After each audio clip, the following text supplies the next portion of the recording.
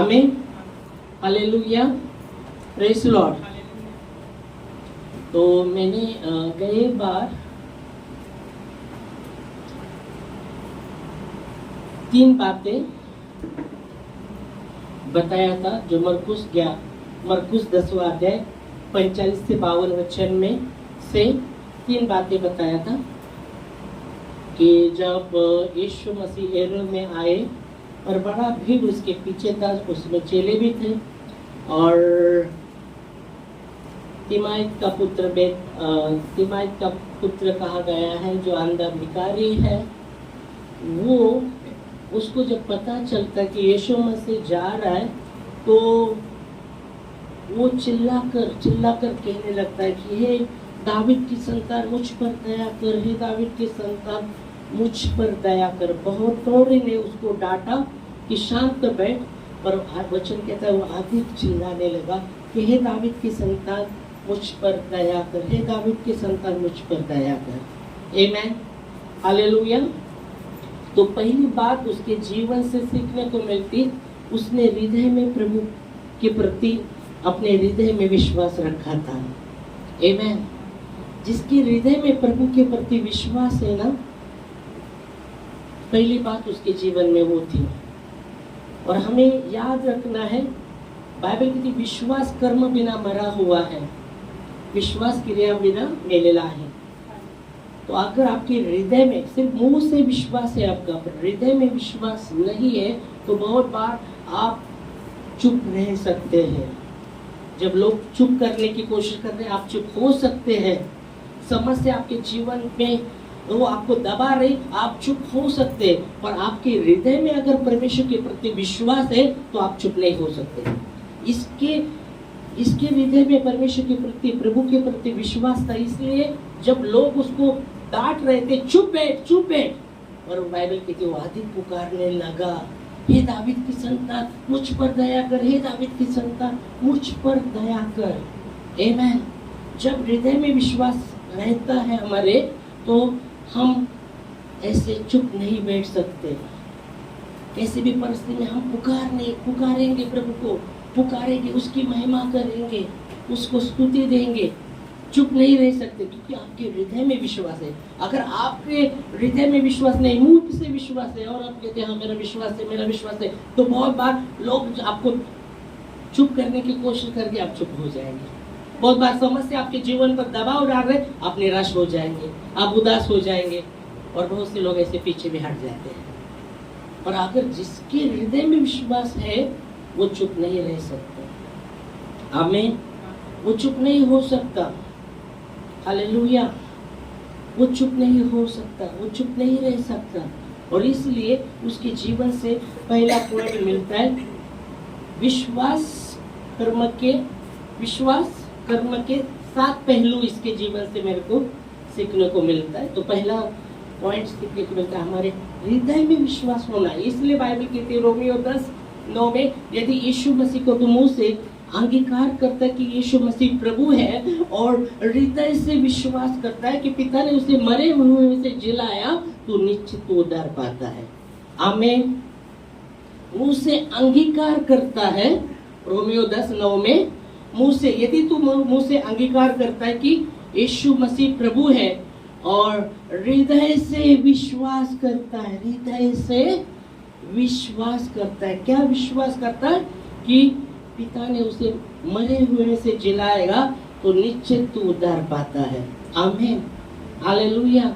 आज जैसे प्रभु भोज में भी हम भाग लेने वाले, यीशु मसीह आया हमारे लिए उसने अपने हमारे अपराध को खुद पर लिया, क्रूस पर गया, क्रूस पर मरा और तीसरे दिन जी भी उठा है। आमीन। और यह वचन वही कहता है, मुंह से यीशु मसीह को प्रभु करके अंगीकार करता है और हृदय से विश्वास क्या करता है कि पिता ने उसे मरे हुए में से जिलाया, तो निश्चित तू उद्धार पाता है। आमीन, हालेलुया। तो पहली बात उसके जीवन से सीखने को मिलती, हमारे हृदय में विश्वास होना है। अगर आपके हृदय में विश्वास है तो वो विश्वास कर्म सहित रहने वाला है। ऐसा नहीं हो सकता विश्वास और कर्म नहीं है, विश्वास है और क्रिया नहीं है। वो विश्वास कर्म सहित होने वाला है, क्रिया रहेगा वो विश्वास में। वो विश्वास में प्रेम रहेगा। आमीन। वो उस विश्वास में प्रेम रहेगा, क्योंकि उदाहरण के लिए आप देखते आत्मा के फल बाइबल कहते प्रेम, आनंद, भलाई, नम्रता, विश्वास विश्वास विश्वास भी कहा गया। हालेलुया। तो विश्वास वो कर्म सहित रहेगा। आपके हृदय में अगर विश्वास है तो कर्म रहेगा, उसमें क्रिया रहेगा, उसमें प्रेम रहेगा। आमीन। हालेलुया। जैसे उदाहरण के लिए मैंने बताया था कि प्रेम का, विश्वास और प्रेम का कैसा परिभाषा है। तो आपके पास साधन है, आपके पास बाइक है, पर उसमें अगर पेट्रोल ही नहीं रहेगा तो वो बाइक पर आगे चलने वाली है क्या? नहीं चलेगा। तो वो पेट्रोल आप देख सकते हो प्रेम को दर्शाता है। अगर पेट्रोल है उसमें ओके, तो वो आगे चलने वाला है वो साधन। हालेलुया। तो पहले बात हमको सीखने को मिलता है, जैसे उसके हृदय में विश्वास था, इसलिए बाइबल कहती है लोग उसको चुप करने की कोशिश कर रहे थे, बहुत से चिल्ला रहे थे चुप बैठ, पर बाइबल कहती है वो चुप ना रहा, अधिक पुकारने लगा, क्योंकि उसके हृदय में विश्वास था परमेश्वर के प्रति। आमीन। इसलिए दानियल, बाइबल कहती है राजा ने हुक्म छोड़ा कि 10 दिन कोई अपने परमेश्वर की आराधना नहीं करना। अगर करते हुए पकड़े जाए तो उसको भूखे सिंह के पिंजरे में डाला जाएगा।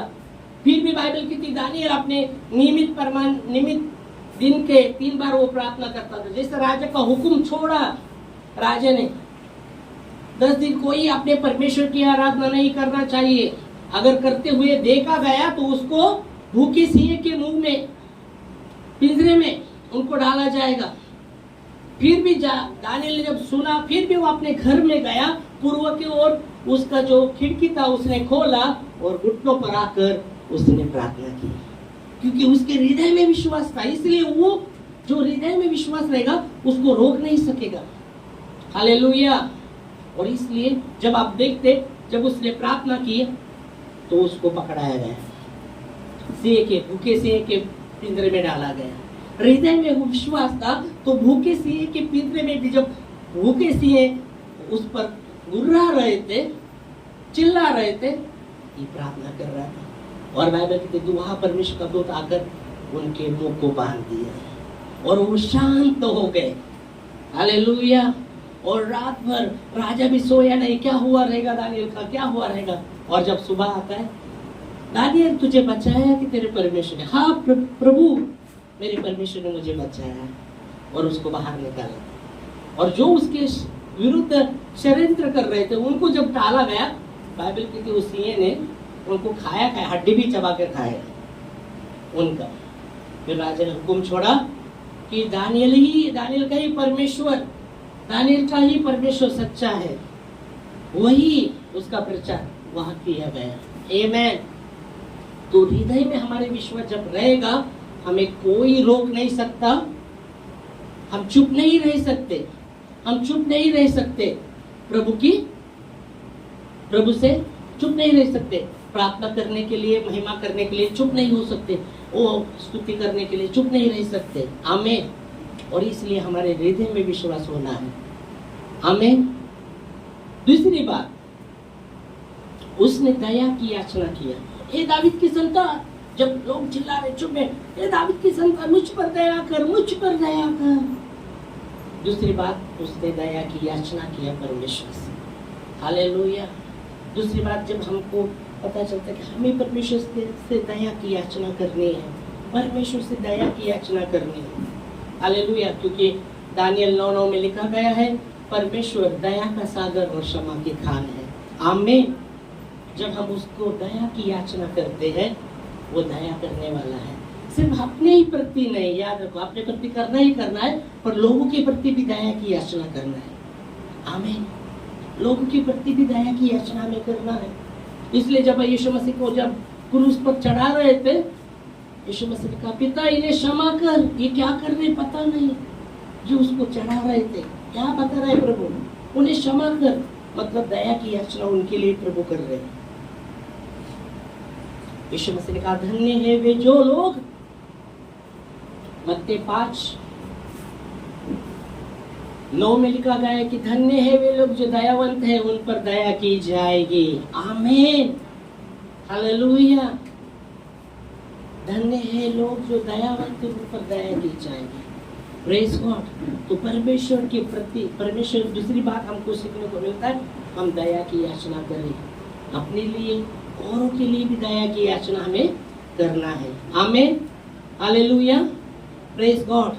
तीसरी बात, कई बार हम 3 बात देखते हैं। तीसरी बात, उसका पुराना वस्त्र वो पहने हुए था। जब यीशु मसीह जैसे वो पुकार रहे दावीद के संसार, मुझ पर दया कर, मुझ पर दया कर, यीशु मसीह रुके और कहा उसको मेरे पास लाओ। तो बाइबल कहती है उसके पास जो वस्त्र था, पहने हुए था, पुराना वस्त्र, उसने फेंक दिया। हालेलुया। इसलिए बाइबल कहती पुरानी बातें की ओर मत मन लगाओ, मैं तुम्हारे जीवन में, यशायाह 43:18 में लिखा गया है कि पुरानी बातों की ओर मत मन लगाओ, मैं तुम्हारे जीवन में एक नई बात करता हूँ, अभी वो प्रकट है। निर्जल जमीन में नदियां बहाऊंगा और जंगल में मैं मार्ग निकलाऊंगा। आमीन, हालेलुया, प्रेज गॉड। तो पुरानी बातों की ओर मत मन लगाओ। पुरानी बातें जो प्रभु में हम नहीं थे, जब पुराने वो जो पुराना हम देख सकते, पुराने जो नियम थे हमारे जीवन में, परंपराएं, उसमें हम थे, पर प्रभु ने हमें वो संसार से अलग किया है, संसार से अलग किया है। तो उस परंपराएं, पुरानी जो परंपरा है उसकी ओर हमें मन नहीं लगाना, पुराना स्वभाव उसकी ओर मन नहीं लगाना। क्योंकि बाइबल कहती मसीह में जो कोई है, 2 कुरिन्थियों 5:17 में लिखा गया है, मसीह में जो कोई है वो नई सृष्टि है, पुरानी बातें बीत गई है, देखो सबके सब नई हुई है। आमीन, हालेलुया, प्रेज लॉर्ड। इसलिए यीशु मसीह ने कहा था नया द्राक्ष रस पुराने मशाल में नहीं डाला जाता, नहीं तो क्या होने वाला है, वो फट जाने वाला है, मशाल फट जाएगा। या नया वस्त्र को पुराना ये नहीं लगा सकते, ओके, कपड़ा नहीं लगा सकते। Praise God. तो मसीह में हम एक नई सृष्टि है। आमीन, हालेलुया। तो उसने वो पुराना कपड़ा डाल दिया। तीसरी बात। चौथी बात आज हम देखेंगे वाले, चौथी बात, उठा। Praise God. उठना बहुत जरूरी है, उठना बहुत जरूरी। चौथी बात आप देख रहे हैं, वो उठा। Praise God.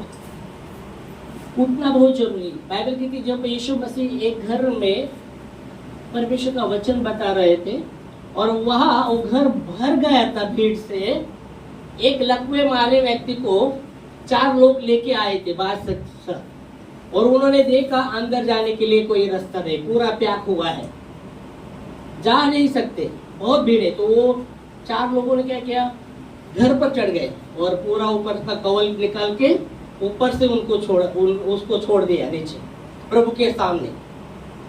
यीशु मसीह ने देखा, उनका विश्वास भी देखा। यीशु मसीह कहते हैं उस व्यक्ति को, धाड़स बांध पुत्र, धाड़स बांध, तेरे पापों की क्षमा हुई। तो वहां शास्त्री पारूसी भी लोग थे, वो मन में सोचने लगे ये क्या दुर्भाषण कर रहा है, मन में सोचने लगे ये तो दुर्भाषण कर रहा है।